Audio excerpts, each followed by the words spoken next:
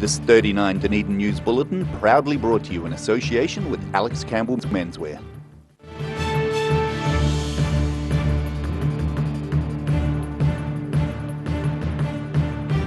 Tonight on 39 Dunedin News, preparations for a transformation cause some inconvenience at Dunedin Hospital, but staff say it'll be worth it in the end.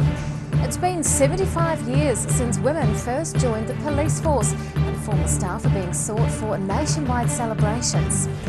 And we'll find out how a giraffe is helping to teach kids about health and well-being.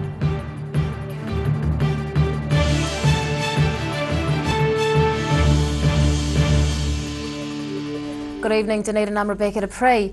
A $3.2 million transformation is about to get underway at Dunedin Public Hospital.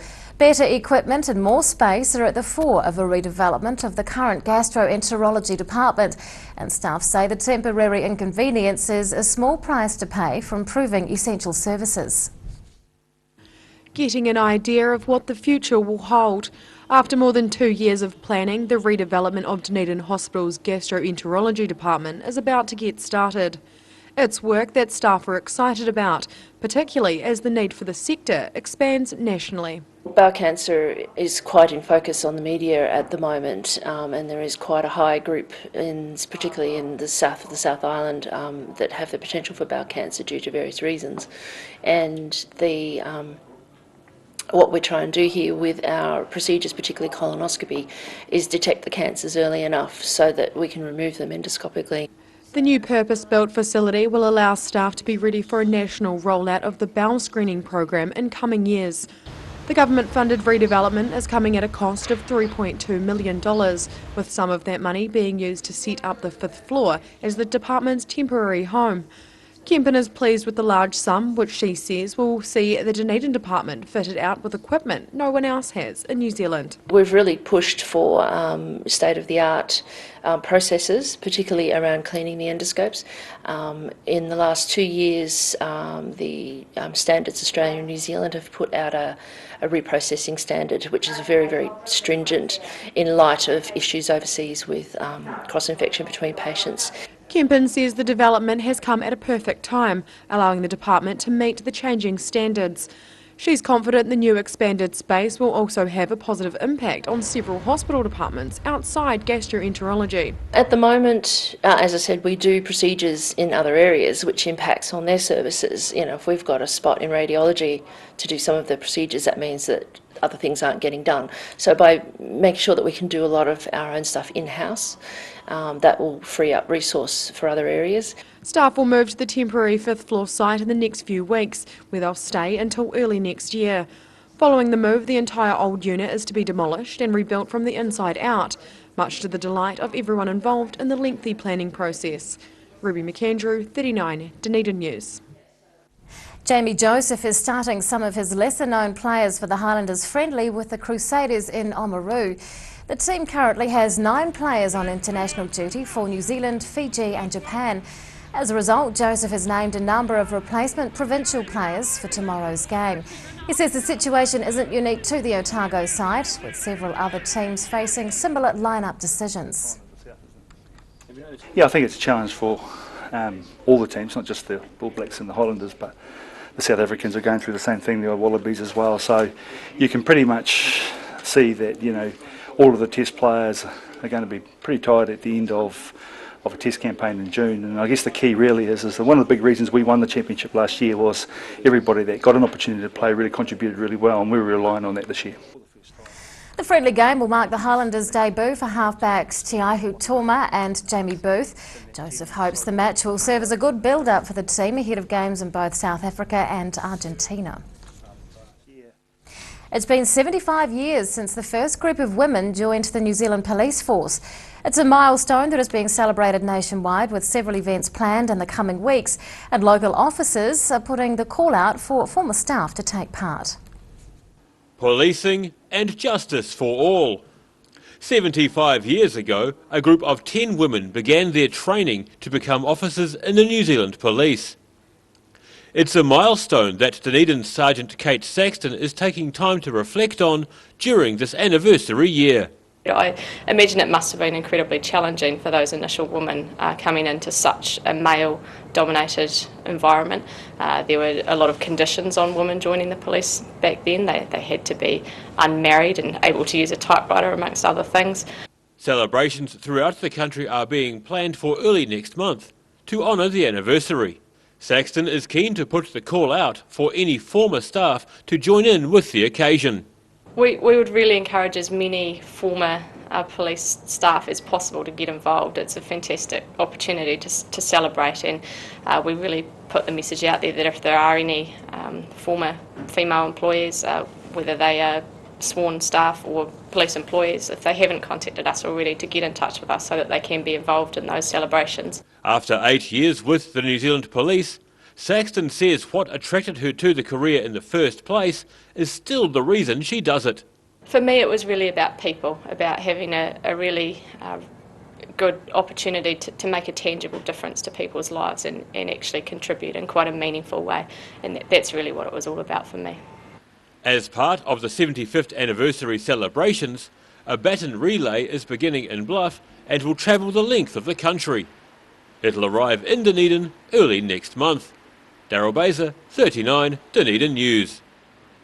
The Dunedin City Council's Arts and Culture Strategy has been named as a finalist in this year's Local Government New Zealand Excellence Awards.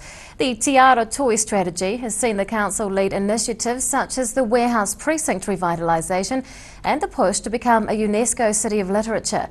Judges have praised the commitment from the council in its quest to become one of the world's great small cities for arts and culture. Category winners will be announced during a local government conference in Dunedin at the end of next month. Local school children are getting a lesson in health and well-being with the help of an unconventional teacher. The Life Education Trust is travelling around Dunedin schools with sidekick Harold the Giraffe and is hoping to create an even better program for children. Putting a spin on traditional teaching. These children are learning about the respiratory system as part of the Life Education Trust's health program.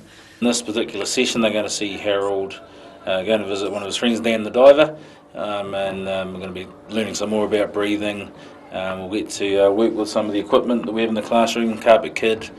Kids will get to see some of the different parts involved with breathing, and they'll get a bit of hands-on as well. The program teaches young children about aspects of well-being like nutrition, body and self-esteem. The children are taught in a mobile classroom with sound, visuals and a mascot, Harold the Giraffe, to make the experience entertaining. Harold's the igniter, so when the kids come in they're all excited to see Harold. He comes up and says hi to start with, and then the wee kids are all keen to see him, and then Harold will do some sharing with them about what they're going to be learning about so they get them ready for their learning. The charitable trust has been running for 27 years and teaches 245,000 children each year. Staff travel all over the country to provide a fun alternative method of teaching that fits in with the school's curriculum. The trust is wanting to grow the program by upgrading their mobile to a 3G to provide better facilities to the children. Staying within the health side of things, but upgrading of the technology we use and interactive walls and better lighting and all those sorts of things.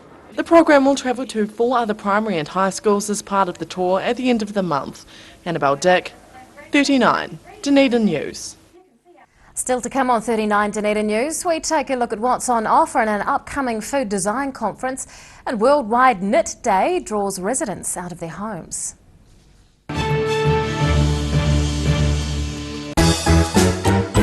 Every reason, every season, we're proud to dress the region. Alex Campbell Menswear, it fits. Junk-free June is about making a change that makes you healthier and happier. Kick the junk or that bad habit during June and you'll be helping yourself and supporting the Cancer Society. Get others to support you and get rewarded with discounts on some great products and services too. Go to junkfreejune.org.nz today and get started. You'll be doing good for you and for local people affected by cancer. Wooltech have the experience and the expertise to supply a wide range of high-quality New Zealand-made products and can manufacture customised products to meet your individual requirements. Wooltech, great people, great products, great service. It's Junk-Free June. I'm giving up chocolate. Go to junkfreejune.org.nz today and get started.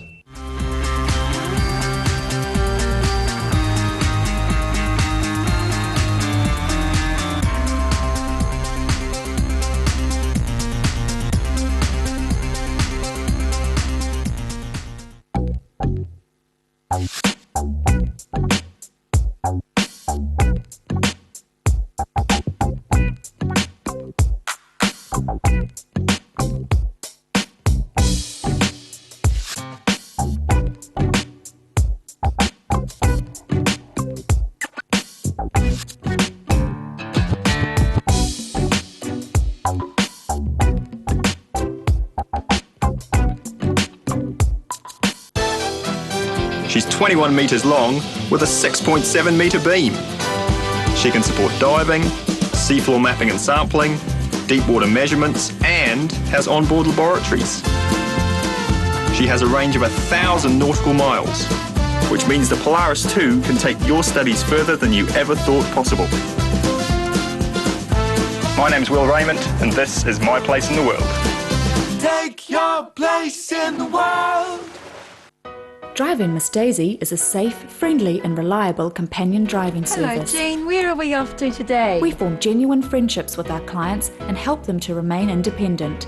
Thousands of Driving Miss Daisy clients and their families love our caring, affordable service. Call us today for a quote on 0800 948 432 or visit drivingmissdaisy.co.nz. Driving Miss Daisy, for the gift of independence. Mobility Solution Centre Dunedin provides products to improve your independence, comfort and safety.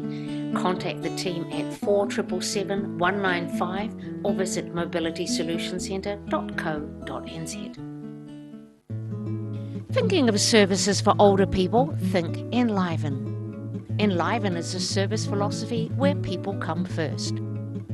Enliven is about choice, activity, relationships, respect and security. You can enliven your health, your friendships, your life, no matter what your age. For more information, go to piersatago.org.nz or call 4777 115. It's Junk-Free June. I'm giving up the couch. Go to junkfreejune.org.nz today and get started. Welcome back. The number of visitor arrivals to New Zealand for May was the highest ever recorded for that month. Figures released by Statistics New Zealand reveal more than 193,000 people visited the country. And for only the second time ever, visitors from China exceeded those from Australia. The first time that happened was in February 2015. In total, visitor arrivals hit a record 3.29 million, up 11% on last year. And on that note, let's take a look at today's markets. The NZX 50 has closed the day down 58 points. It's now at 6,782. The ASX 200 is up 14 points. To the exchange rates, and the Kiwi dollar is up against all the currencies we follow. Local foodies are in for a treat as the city gears up to host an international food design conference. Organiser Richard Mitchell has been hard at work planning the busy schedule, and he joins us now to talk about what's on offer. Good evening. Good evening, Rebecca. What is this food design conference all about? So food design is a new area of design that's sort of been going about 5 years. And this conference starts to explore that, and food design is all about understanding customers and designing food, whether it be for a restaurant or a supermarket shelf or maybe an artisan product for consumers. So starting with the consumer and working backwards rather than starting with the food and pushing it out to consumers. Has anything like this been held in Dunedin before? Yes, in 2014 we held the first one of these, so 2 years ago, yes. How much planning has gone into this year's program? So planning started just after we finished the previous one in 2014, and in earnest really at the start of this year when we started students working on the project. Now we're calling it an international conference. Does that mean international foods or people from all around the world or both? So people from all around the world, but actually there's quite a bit of international food as well. So we have guests from the Netherlands, Mariah Vogelzang, who's a designer. She calls herself an eating designer. We have a Nigerian who's just arrived in the city today. His name is Michael Alagabedi, and he's been working in New York for the last 3 or 4 years. And we have some people from Austria, Australia, and places like that. Are some of the Polytechnic's culinary students involved? Yeah, it's actually more than the culinary students. We've had design students from interiors, product design, communication design. We have art students involved and our food design culinary students as well. Now you're going to be having some pop-up dining experiences. Can you tell us about those? Yeah, so as part of the conference we'd like to extend it out to being more than just sitting around talking about things or the hands-on workshops that we have in the conference. So on the Thursday evening next week of the conference, there are dining experiences being held in different restaurants and cafes around the city. And anybody from the public can book directly with those. So they are happening in town, so around the Octagon and the traditional places, but also there's one happening out at Glenfalloch public, and that's got a bus supplied and everything with that, and that's a very exciting young guy who's just starting up a new restaurant in town. Excellent. Do you think that Dunedin residents will be open to trying new things? Oh, I think so, and there's a little bit of something for everyone. So we've got a street food event on next Wednesday evening. Once again, the public are welcome to come to that. It's ticket only, so if they go to the website, they can purchase tickets for that. So everything from street food to the more avant-garde things that stretch people's thinking about food a little bit more. Is there a theme to the program this year?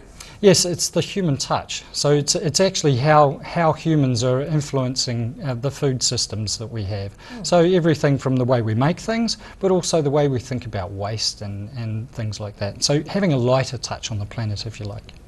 International Food Design Conference organiser Richard Mitchell, thanks so much for your time. Thank you. After the break on 39 Dunedin News, fibre is used creatively for the benefit of others. And we're on the streets to talk about insulating rental properties.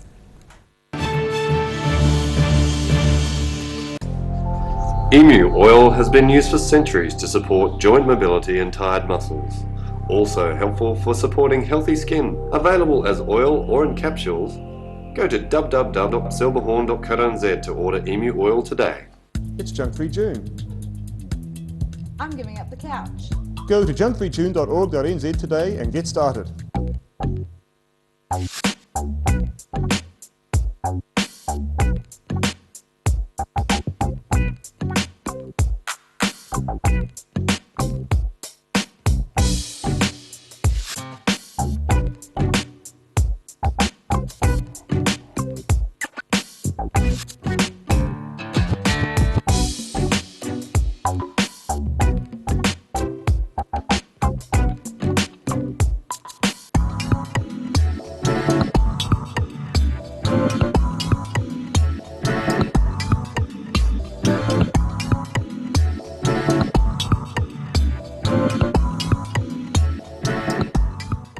We're at 25 Moray Place at Dog with Tails Cafe and Bar.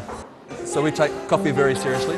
We do what's called contract roasting, so we're creating our own roasting profile and then doing our own blends. We're really focusing on the craft of what we're doing. You know, we're going back, instead of going on mass-produced sort of cheap things, we're taking the time to really craft what we're making. Make it so anyone can come here and have a feed and be able to get something they're able to eat or that they want to eat as well. You're kind of getting a taste of cafes from all around the world when you come here.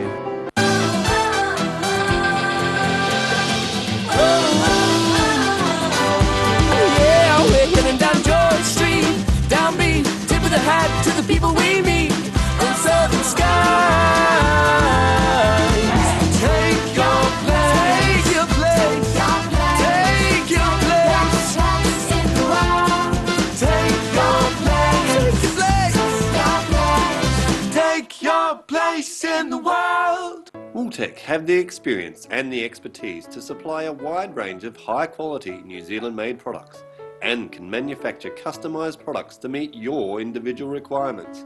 Wooltech, great people, great products, great service. It's Junk-Free June. I'm giving up chocolate. Go to junkfreejune.org.nz today and get started. Mobility Solution Centre Dunedin provides products to improve your independence, comfort and safety. Contact the team at 4777 195 or visit mobilitysolutioncentre.co.nz. Thinking of services for older people? Think Enliven. Enliven is a service philosophy where people come first. Enliven is about choice, activity, relationships, respect and security. You can enliven your health, your friendships, your life, no matter what your age. For more information, go to piersatago.org.nz or call 4777 115. Every reason, every season, we're proud to dress the region. Alex Campbell Menswear, it fits.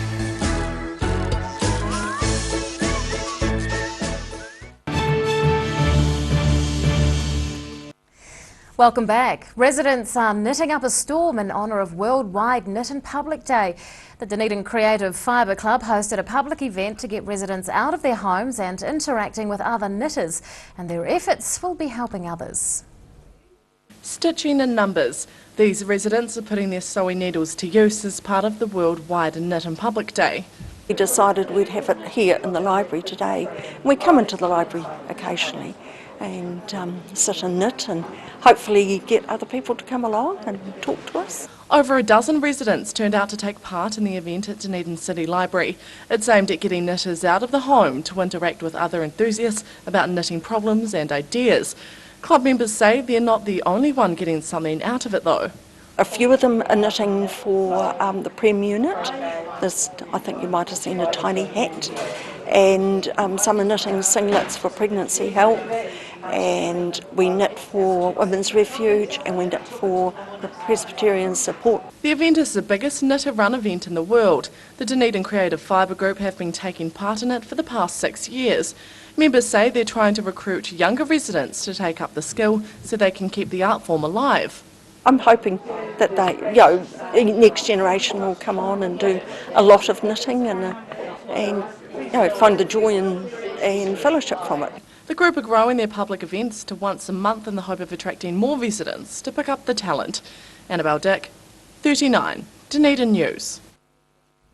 Dunedin City Council's Finance Committee is sending a councillor to Parliament to make a submission on the Healthy Homes Bill. But City Councillor and rental property owner Hilary Calvert says more needs to be done to incentivise landlords to insulate their houses. With that in mind, our Word on the Street team asked the public if the government should do more to ensure rental properties are insulated.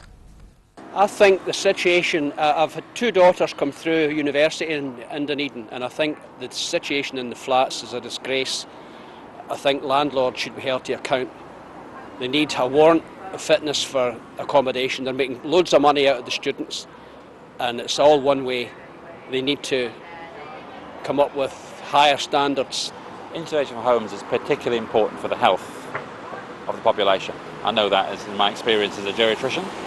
And certainly we need to do some serious improvements in New Zealand around the state of our housing when it comes to warmth and insulation.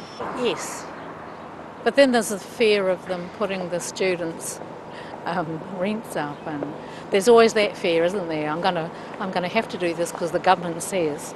So we're now going to charge $100 a week extra. Oh, definitely. I think the warmer the home, the better it is for people. You know, and obviously the more houses they've got for people to live in too. You know, so it's a matter of not putting the rent up and carrying on with what they're still doing. You know. Yeah, everyone should probably have a right this day and age to have the basic warmth. So to me, it's maybe not an absolute necessity, but it'd be a nice idea if it was pushed through. So. And now recapping tonight's top stories on 39 Dunedin News. Plans for a new gastroenterology department are finally coming to fruition, with staff counting down the days before demolition. Local police are putting the call out for former staff to take part in a number of events celebrating 75 years of women in the police force. And primary school pupils have been getting a lesson in health and well-being with the help of a giraffe.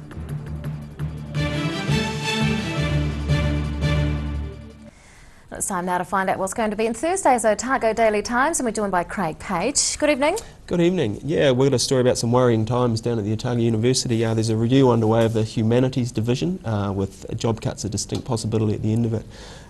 450 academic staff down there, but student numbers have been dwindling, dropped by 4% in the last year, which has led to the review.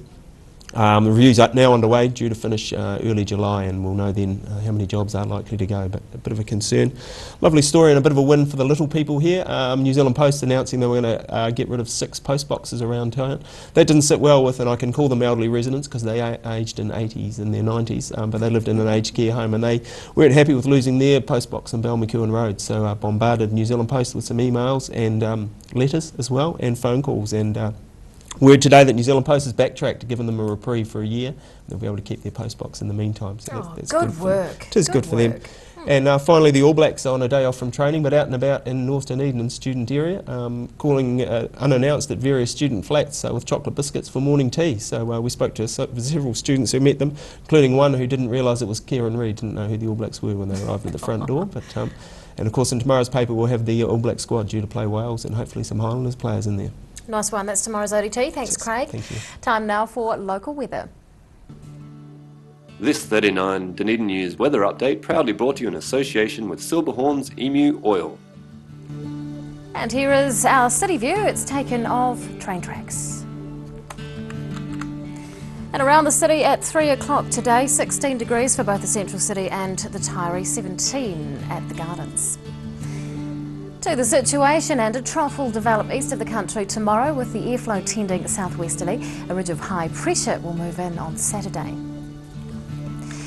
To the forecast for the main towns in the lower South Island for tomorrow. Westerlies with showers for both Invercargill and Te Anau. Cloudy in Gore with westerly winds, and fine in Alexander with sou'westers and a high of 12.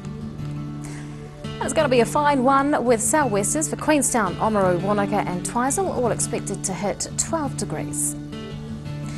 And Dunedin tonight, we're looking forward to a bit more rain and a low of 5. Tomorrow, sunny periods with sou'westers and 12 degrees. And on Friday, nor'westers freshening with high cloud increasing. Some rain is due also later in the day with a high of 14.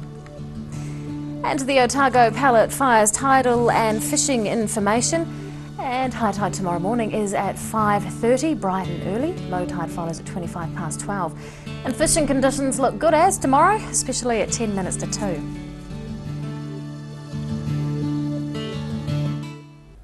In fact, that'll be 10 minutes to 3 for fishing, and good luck with that. Well, that's local news for Wednesday. We'll see you again tomorrow. Good night.